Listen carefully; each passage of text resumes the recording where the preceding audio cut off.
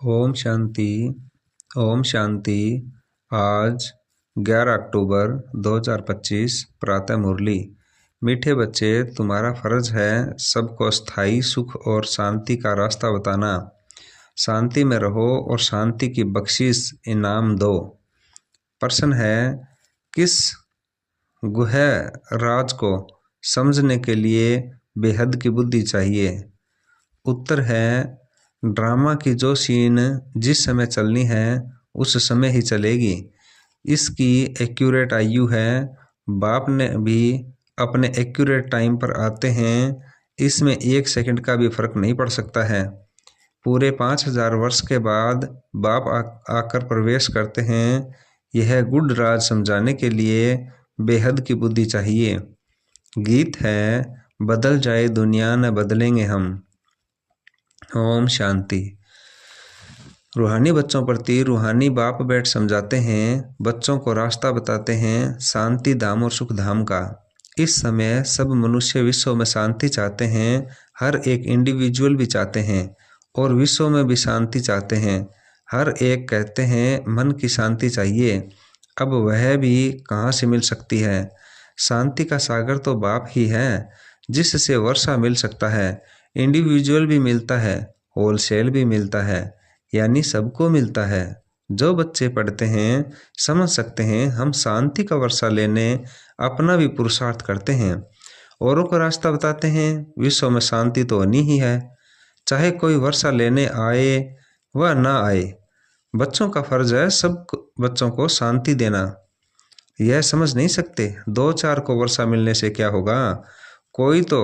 कोई को रास्ता बताया जाता है, परंतु निश्चय न होने के कारण दूसरों को आप समान बना नहीं सकते।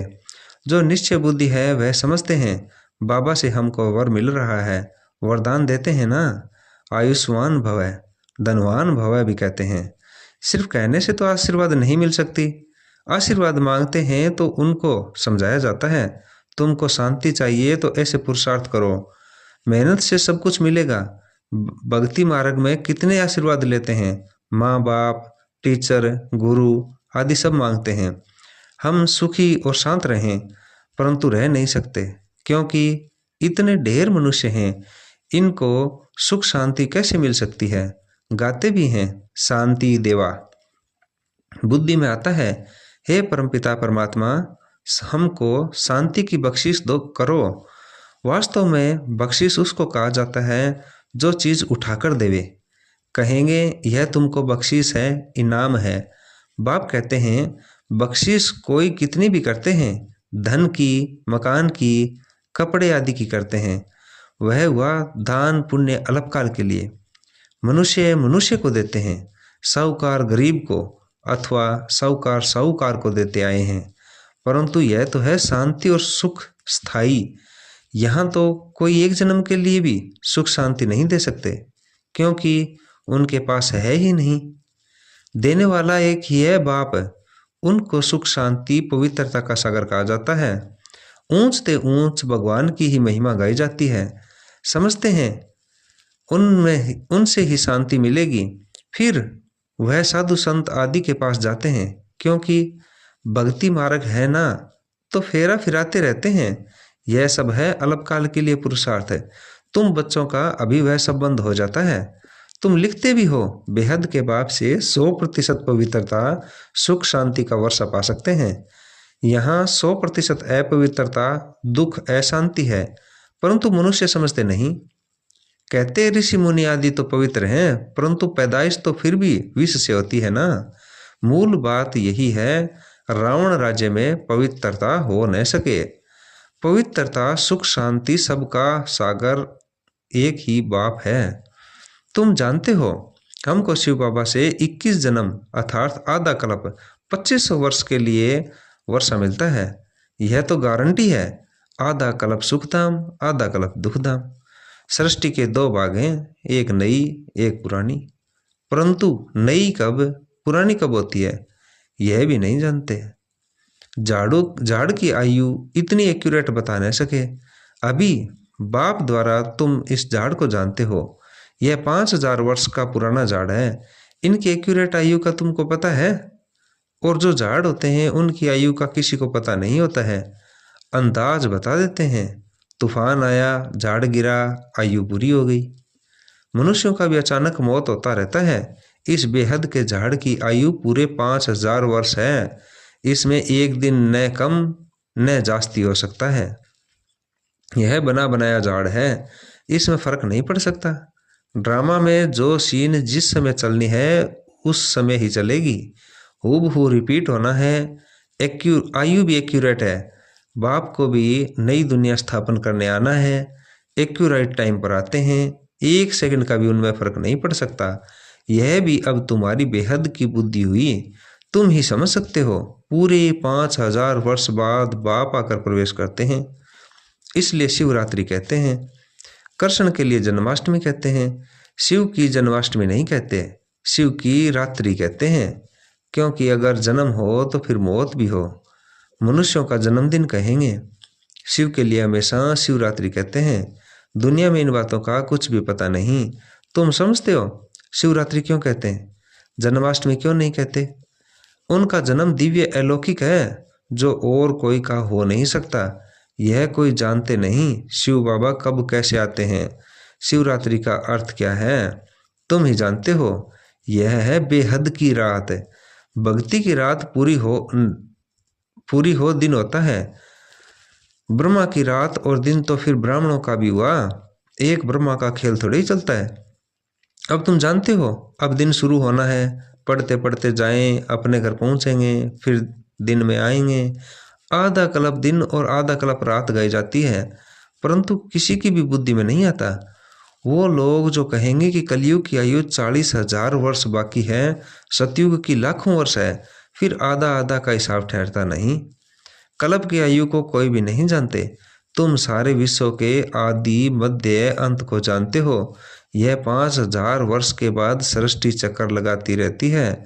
विश्व तो है ही, उनमें पार्ट बजाते बजाते मनुष्य ही तंग हो जाते हैं। यह क्या आवागमन है। अगर 84 लाख जन्मों का आवागमन होता तो पता नहीं क्या होता। न जानने के कारण कल्प की आयु भी बढ़ा दी है। अभी तुम बच्चे बाप से सम्मुख पढ़ रहे हो, अंदर से भाषणा आती है, हम प्रैक्टिकल में बैठे हैं। पुरुषोत्तम संगम युग को भी जरूर आना है। कब आता है, कैसे आता है, यह कोई भी नहीं जानते। तुम बच्चे जानते हो तो कितना गदगद होना चाहिए। तुम ही कल्प कल्प बाप से वर्षा लेते हो, अर्थात माया पर जीत पाते हो, फिर हारते हो। यह है बेहद की हार और जीत।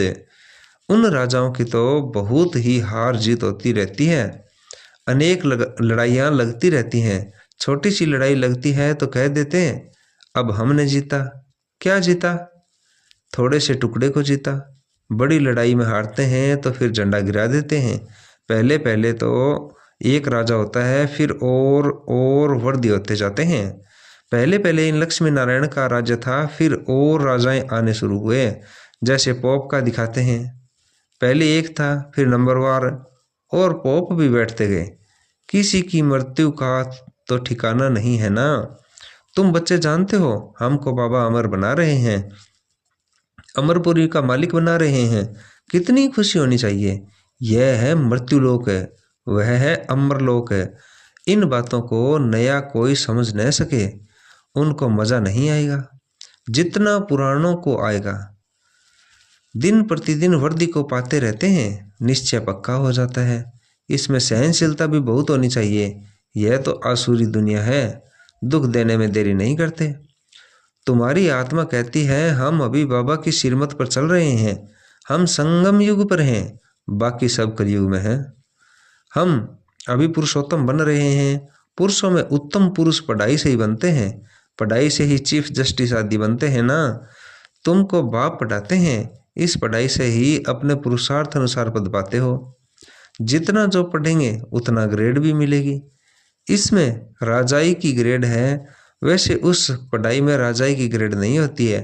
तुम जानते हो हम राजाओं का राजा बन रहे हैं, तो अंदर में कितनी खुशी होनी चाहिए। हम डबल सिरताज बहुत ऊंच बनते हैं। भगवान बाप हमको पढ़ाते हैं। कभी कोई समझ नहीं सके कि निराकार बाप कैसे आकर पढ़ाते हैं। मनुष्य पुकारते भी हैं, हे पतित पावन, आकर हमको पावन बनाओ। फिर भी पावन बनते नहीं। बाप कहते हैं हम काम महाशत्रु है। तुम एक तरफ पुकारते हो कि पतित पावन आओ, अब मैं आया हूं कहता हूं बच्चे पतित पना छोड़ दो, तो तुम छोड़ते क्यों नहीं? ऐसे थोड़े ही बाप तुमको पावन बनाए और तुम पतित बनते रहो। ढेर ऐसे पतित बनते हैं, कोई सत्य बताते हैं बाबा यह भूल हो गई। बाबा कहते हैं कोई भी पाप कर्म हो जाए तो फौरन बताओ। कोई सच कोई झूठ बोलते हैं, कौन पूछते हैं? मैं थोड़े ही एक एक के अंदर को बैठ जानूंगा, यह तो हो न सके। मैं आता ही सिर्फ राय देने हूं। पावन नहीं बनेंगे तो तुम्हारा ही नुकसान है। मेहनत कर पावन से फिर पतित बन जाएंगे तो कि कमाई चट हो जाएगी, लज्जा आएगी, हम खुद ही पतित बन पड़े हैं। फिर दूसरों को कैसे कहेंगे कि पावन बनो? अंदर खाएगा कि हमने कितना फरमान का उल्लंघन किया। यहाँ तुम बाप से डायरेक्ट प्रतिज्ञा करते हो, जानते हो बाबा हमको सुख धाम शांति धाम का मालिक बना रहे हैं, हाजिर नाजिर हैं, हम उनके सम्मुख बैठे हैं। इनमें पहले यह नॉलेज थोड़ी ही थी, न कोई गुरु ही था जिसने नॉलेज दी। अगर गुरु होता तो सिर्फ एक को ज्ञान देंगे क्या? गुरुओं के फॉलोअर्स तो बहुत होते हैं ना, एक थोड़े ही होगा। यह समझने की बात है ना, सतगुरु है ही एक है, वह हमको रास्ता बताते हैं, हम फिर दूसरों को बताते हैं। तुम सबको कहते हो बाप को याद करो, बस ऊंच ते ऊंच बाप को याद करने से ऊंच पद मिलेगा। तुम राजाओं के राजा बनते हो, तुम्हारे पास अनगिनत धन होगा, तुम अपनी झोली भरते हो ना। तुम जानते हो बाबा हमारी झोली खूब भर रहे हैं, कहते हैं कुबेर के पास धन बहुत था। वास्तव में तुम हर एक कुबेर हो, तुमको बैकुंठ रूपी खजाना मिल जाता है। खुदा दोस्त की भी कहानी है, उनको जो पहले मिलता था उसको एक दिन के लिए बादशाही देते थे। यह सब दृष्टांत है। अल्लाह माना बाप वह अव्वल दिन रचता है, फिर साक्षात्कार हो जाता है। तुम जानते हो बरोबर हम योग बल से विश्व की बादशाही लेते हैं। अच्छा, मीठे मीठे सिकरीदे बच्चों के प्रति माता पिता बाप दादा का याद प्यार और गुड मॉर्निंग। रूहानी बाप की रूहानी बच्चों को नमस्ते। धारणा के लिए मुख्य सार, इस आसुरी दुनिया में बहुत बहुत सहनशील बनकर रहना है। कोई गाली दे दुख दे तो भी सहन करना है। बाप की श्रीमत कभी नहीं छोड़नी है। डायरेक्ट बाप ने पावन बनने का फरमान किया है, इसलिए कभी भी पतित नहीं बनना है। कभी कोई पाप हो तो छिपाना नहीं है। वरदान है एक नामी और इकोनॉमी के पाठ द्वारा हलचल में भी अचल अडोल भवै। समय प्रमाण वायुमंडल अशांति और हलचल का बढ़ता जा रहा है। ऐसे समय पर अचल अडोल रहने के लिए बुद्धि की लाइन बहुत क्लियर होनी चाहिए। इसके लिए समय प्रमाण टचिंग और कैचिंग पावर की आवश्यकता है। इसको बढ़ाने के लिए एक नामी और इकोनॉमी वाले बनो। एक नामी और इकोनॉमी करने वाले बच्चों की लाइन क्लियर होने के कारण बाप दादा के डायरेक्शन को सहज कैच कर हलचल में भी अचल अडोल रहते हैं। स्लोगन है स्थूल सूक्ष्म कामनाओं का त्याग करो, तब किसी भी बात का सामना कर सकेंगे। अव्यक्त सारे हैं, स्वयं और स्वर के प्रति मनसा द्वारा योग की शक्तियों का प्रयोग करो। अभी मनसा की क्वालिटी को बढ़ाओ तो क्वालिटी वाली आत्माएं समीप आएंगी। इसमें डबल सेवा है, सौ की भी और दूसरों की भी। सौ के लिए अलग मेहनत नहीं करनी पड़ेगी। प्रारब्ध प्राप्त है, ऐसी स्थिति अनुभव होगी। इस समय की श्रेष्ठ प्रारब्ध है सदा स्वयं सर्व प्राप्तियों से संपन्न रहना और संपन्न बनाना। ओम शांति, ओम शांति।